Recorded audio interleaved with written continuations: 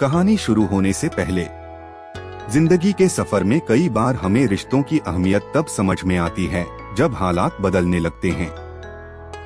हर इंसान की एक कहानी होती है जो उसकी खुद की मेहनत और समझदारी से आगे बढ़ती है। लेकिन जब रिश्ते और जिम्मेदारियां टकराती हैं, तो कौन सा फैसला सही होगा? आज की कहानी एक ऐसी बेटी की है जिसने अपनी काबिलियत से सबका दिल जीता, लेकिन ससुराल की नई जिंदगी में सब कुछ उतना आसान नहीं था। क्या उसने सही फैसला किया? आइए देखते हैं रोमिता की कहानी।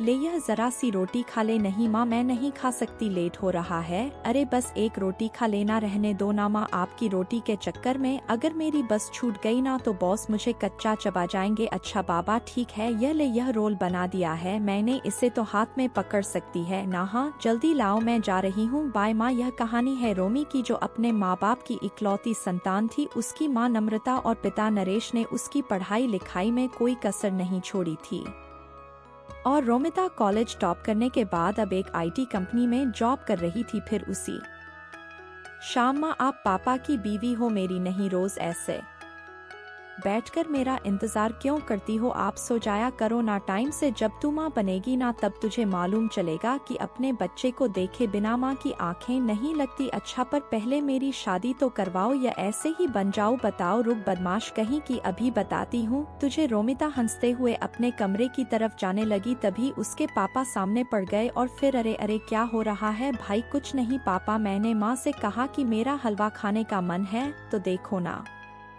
माँ, मुझे मारने आ रही है क्या? नम्रता हलवाई तो मांग रही है, बना दो ना उसके लिए, इसमें इतना गुस्सा करने की क्या बात है? रोमिता अपने परिवार की जान थी। वक्त ऐसे ही हंसते खेलते गुजर रहा था और फिर एक दिन, नम्रता जरा इधर आओ। क्या हुआ जी? अरे वो लखनऊ वाले मौसा जी है ना? हाँ हाँ, क्या हुआ उन्हें? उन्हें कुछ नहीं हुआ, उनका फोन आया था, रोमिता के लिए एक रिश्ता बताया। कह रहे थे कि खुले विचारों वाला परिवार है, उन्हें लड़की के जॉब करने पर भी कोई आपत्ति नहीं है और सबसे बड़ी बात, वह लोग इसी शहर में रहते हैं। अरे वाह, यह तो बहुत अच्छा रहेगा। क्या अच्छा रहेगा माँ? मुझे नहीं करनी शादी वादी। क्यों भाई, क्यों नहीं करनी शादी तुम्हें? मैं चली जाऊंगी तो आप दोनों का ख्याल कौन रखेगा? तुम रखोगी और कौन रखेगा? अभी तो हमारे हाथ पैर चल रहे हैं, जब हम बूढ़े हो जाए तो हमसे मिलने आते रहना। और क्या नहीं पापा, पता नहीं कैसे होंगे वो ससुराल वाले, मुझे कहीं नहीं जाना। ऐसा नहीं कहते, पगली बिटिया तो पराया धन होती है, एक ना एक दिन तो उसे ससुराल जाना ही पड़ता है। और पता है जिस जगह से रिश्ता आया है ना, उन्हें तेरे जॉब करने से कोई दिक्कत नहीं है, और वो भी इसी शहर में रहते हैं,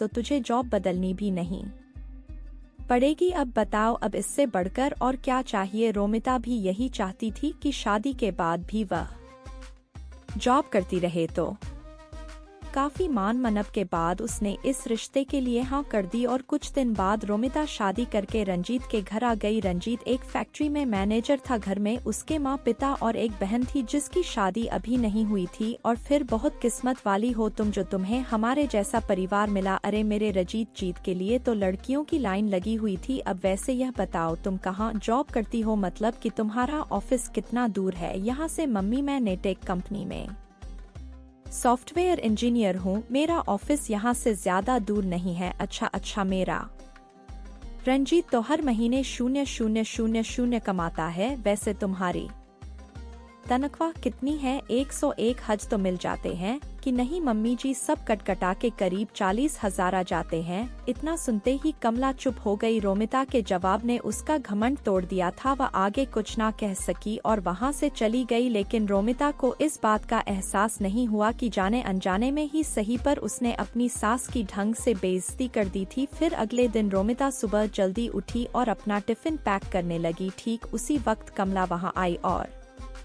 बोली, अरे बहू इतनी सुबह तैयार होकर कहाँ जा रही हो? मम्मी जी शादी के लिए बस कल तक की लीव मिली थी मुझे, तो आज से मुझे ऑफिस जाना होगा। अच्छा, और लौटोगी कब तक? शाम को 6-7 बजे तक। यह कहकर रोमिता वहां से निकल गई। सच यह था कि कमला रोमिता की जॉब से बहुत ज्यादा खुश नहीं थी, लेकिन आता हुआ पैसा किसे बुरा लगता है, इसलिए वह चुप थी। लेकिन उस दिन शाम को रोमिता को घर आने में थोड़ी देर हो गई, लेकिन आते ही वह सीधा खाना बनाने में जुट गई। उसके बाद उसने सारे बर्तन धोए और फिर कल से थोड़ा पहले घर आ जाना। बहू ठीक है, अब तुम्हारी शादी हो गई है तो घर की जिम्मेदारियां भी तो हैं। अब हर रोज सारा खाना मैं अकेले तो नहीं बना आऊंगी, इस उम्र में है ना।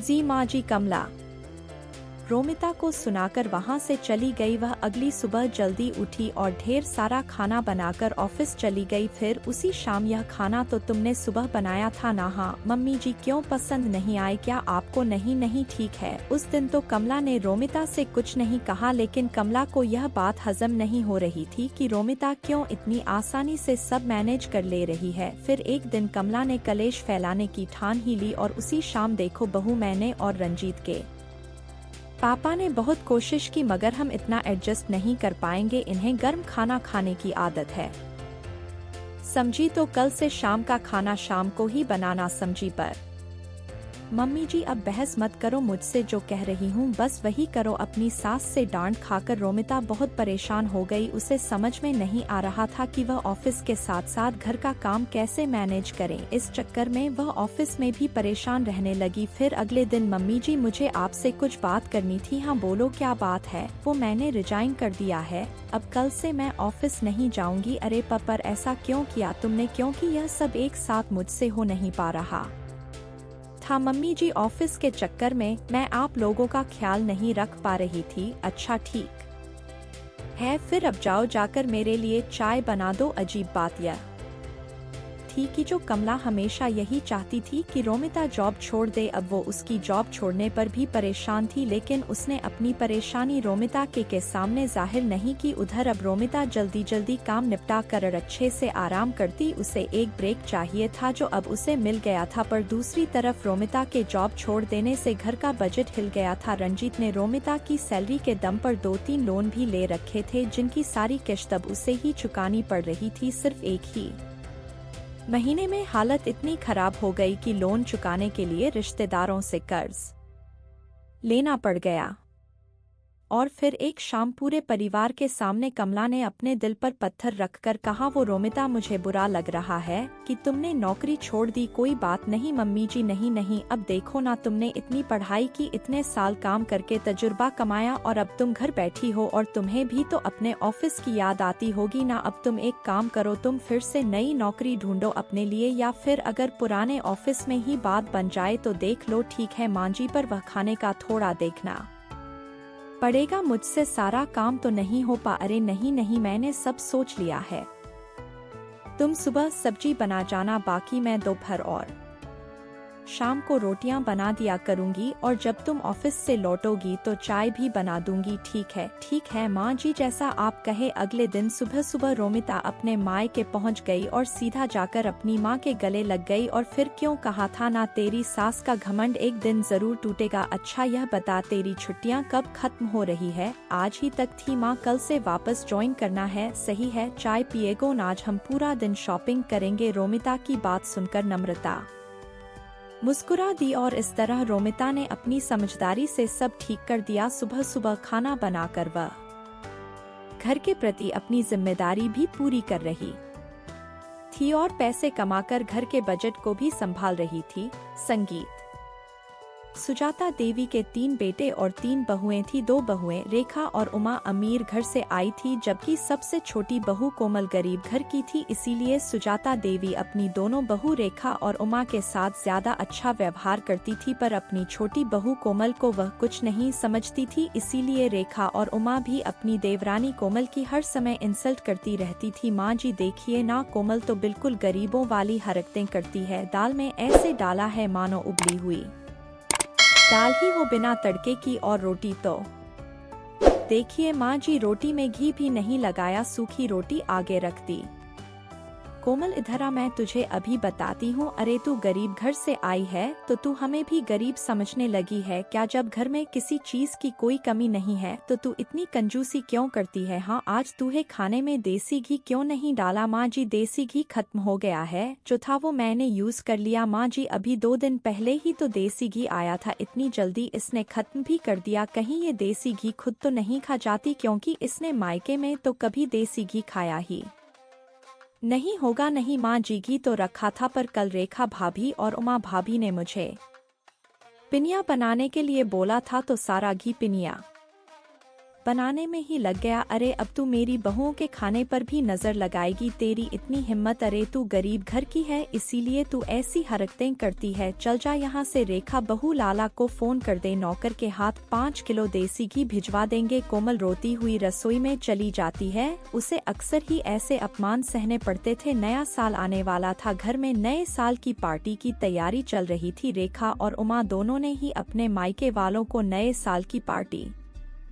के लिए इनवाइट किया हुआ था, बस कोमल के ही मायके वाले रह गए। संगीत थे। माँ जी, हमने अपने अपने घर ने तो सबको बोल दिया है नए साल पर आने के लिए, पर कोमल के घर वालों को बोलना भी रह गया है। कैसे करना है फिर? अरे छोड़ो ना, उन भिखारियों को बुलाने की क्या जरूरत है? पार्टी में तुम दोनों के घर से सब लोग आ जाएंगे। अब तुम्हारे मायके वालों में और कोमल के मायके वालों में बहुत फर्क है। नहीं माँ जी, ऐसा मत कीजिए, मैं तो कहती हूँ इसके मायके वालों को बुला ही लेते हैं। सबके सामने उनका ऐसा अपमान करेंगे कि ये हमेशा याद रखेंगी। कहान इधर लाइए, मैं आप सबको समझाती हूँ। रेखा और उमा अपनी सास के साथ मिलकर कोमल के मायके वालों को अपमानित करने की योजना बनाती।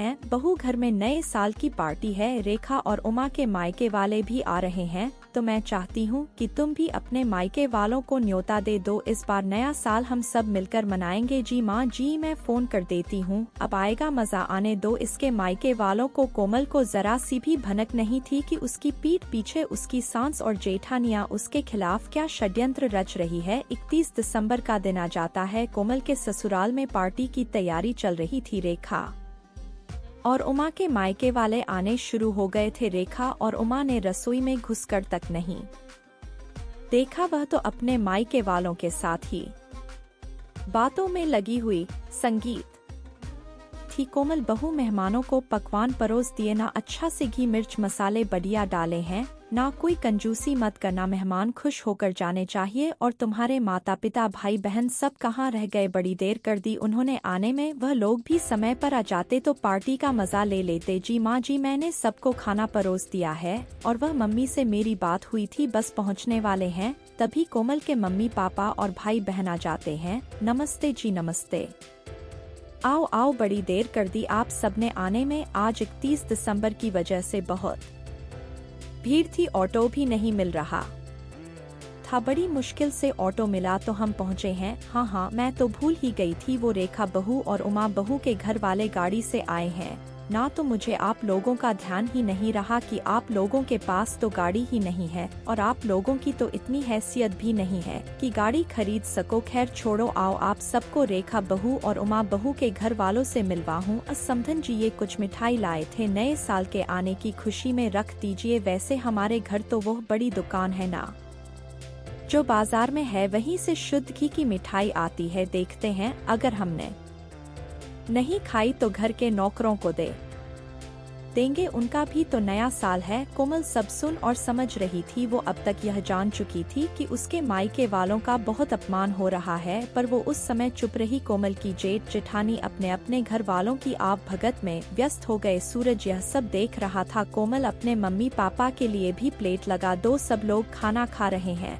तुषार, ज्योति, चलो तुम लोग भी खाना खा लो। चलो जी हाँ, बस मैं लगा ही रही हूँ। मम्मी पापा, तुषार, ज्योति, आओ बैठो, मैं आप सबको भी खाना परोस देती हूँ। कोमल जैसे ही खाना लेने रसोई में जाती है, वह देखती है सारे बर्तन खाली थे, उसमें खाना था ही नहीं। कोमल घबरा जाती है, अरे बर्तनों में तो खाना ही नहीं है, मैंने तो बहुत सारा खाना बनाया। संगीत था। क्या हुआ कोमल, तुम परेशान क्यों हो? अपने घर वालों के लिए खाना लगाओ। अच्छा नहीं लगता, वह सब ऐसे ही बैठे हुए हैं। क्या खाना लगाऊं? खाना तो बचा ही नहीं है। मैंने इतने सारे पकवान बनाए थे, बल्कि ज्यादा ही बनाए थे। रसोई में तो कुछ भी नहीं है। अच्छा नहीं लगता। सबसे इस बारे में ना रुको, मैं कुछ करती हूँ। पर ऐसा कैसे हो सकता है? अगर तुमने ज्यादा खाना बनाया था तो आखिर खाना खत्म कैसे हो गया? मैं अभी माँ और भाभीियों से यह बात पूछता हूँ। नहीं नहीं, अच्छा नहीं लगता। सब मेहमानों के बीच में बैठे हैं, कोई नहीं।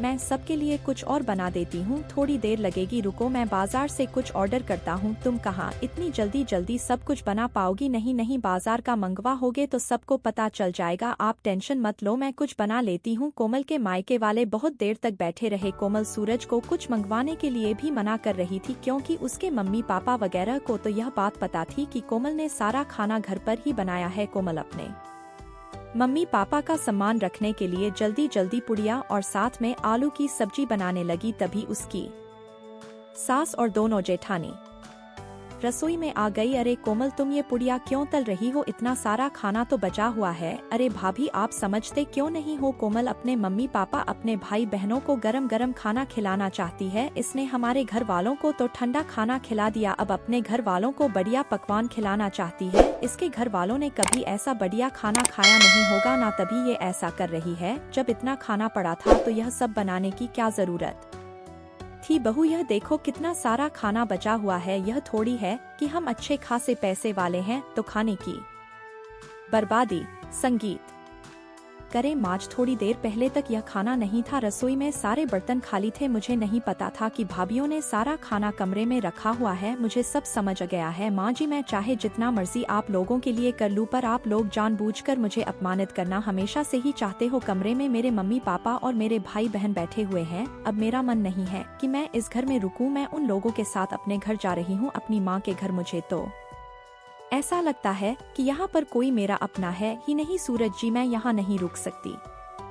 जहाँ इज्जत नहीं हो वहाँ से चले जाना ही अच्छा है। रुको कोमल, तुम अकेली नहीं जाओगी, मैं भी तुम्हारे साथ चलूंगा। अब हम यहाँ रहेंगे ही नहीं। जहाँ मेरी पत्नी की इज्जत नहीं, वहाँ मैं भी नहीं रह सकता। मैं भी कब से अपने आप को रोक कर बैठा था। अरे सूरज, ऐसा नहीं कहते, कोई बात नहीं, छोटी छोटी बातें होती रहती है। कोमल, गुस्सा थोक दो। और माँ, आप सब भी नए साल के दिन इस तरह की हरकतें करके घर में क्यों सबका मूड खराब कर रहे हो? कोमल, शांत हो जाओ, अभी मेहमान चले जाएंगे, उसके बाद हम कल बात करेंगे। कोमल की सास और जेठानियां यही सोच रही थी कि शायद उन्होंने कुछ ज्यादा ही गलत कर दिया, पर अब बहुत देर हो चुकी थी। सूरज और कोमल ने अलग रहने का फैसला कर लिया और कुछ ही दिनों बाद वे दोनों अलग रहने चले गए। कोमल की सास और जेठानियों को बाद में खुद पर पछतावा होने लगा, क्योंकि कोमल के रहते उन्हें कोई काम ही नहीं करना पड़ता था। पर कोमल के जाने के बाद उनके सिर पर घर की सारी जिम्मेदारी आ गई और उन्होंने कोमल जैसी अच्छे स्वभाव वाली बहू का साथ खो दिया। कोमल अपने पति सूरज के साथ अपने छोटे से घर में सुकून से नए साल में नई जिंदगी की शुरुआत करती। संगीत है। Thanks for watching.